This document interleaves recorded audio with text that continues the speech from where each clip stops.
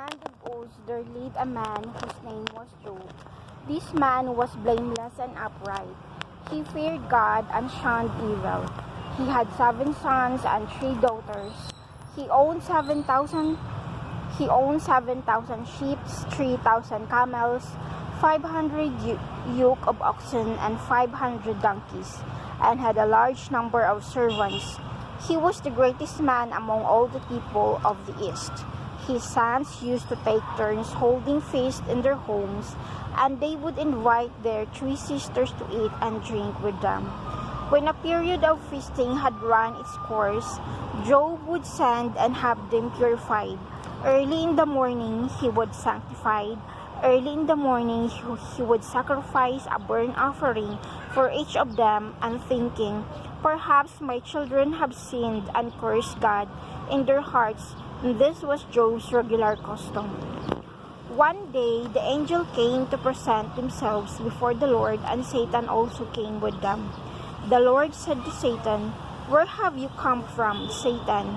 Where have you came from?" Satan answered the Lord, "From roaming through the earth and going back and forth in it." Then the Lord said to Satan, "Have you considered my servant Job? There is no one on earth like him. He is blameless and upright, a man who fears God and shuns evil. Does Job fear God for nothing?" Satan replied, "Have you not put a hedge around him and his households and everything he has? You have blessed the work of his hands, so that his flocks and herds are spread throughout the land. But stretch out your hand and strike everything he has, and he will surely curse you to your face." The Lord said to Satan, "Very well then, everything he has is in your hands, but on the man himself do not lay a finger." Then Satan went out from the presence of the Lord. One day, when Job's sons and daughters were feasting and drinking wine at the oldest brother's house, a messenger came to Job and said, "The oxen were plowing and the donkeys were grazing nearby, and the Sabeans attacked and carried them off. They put the servants to the swords, and I am the only one who has escaped to tell you."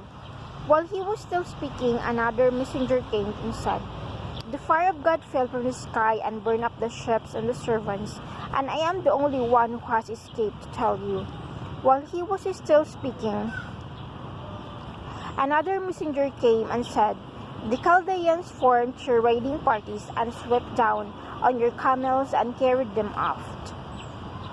They put the servants to the sword, and I am the only one who has escaped to tell you." While he was still speaking, yet another messenger came and said, "Your sons and daughters were feasting and drinking wine at the oldest brother's house, when suddenly a mighty wind swept in from the desert and struck the 4 corners of the house.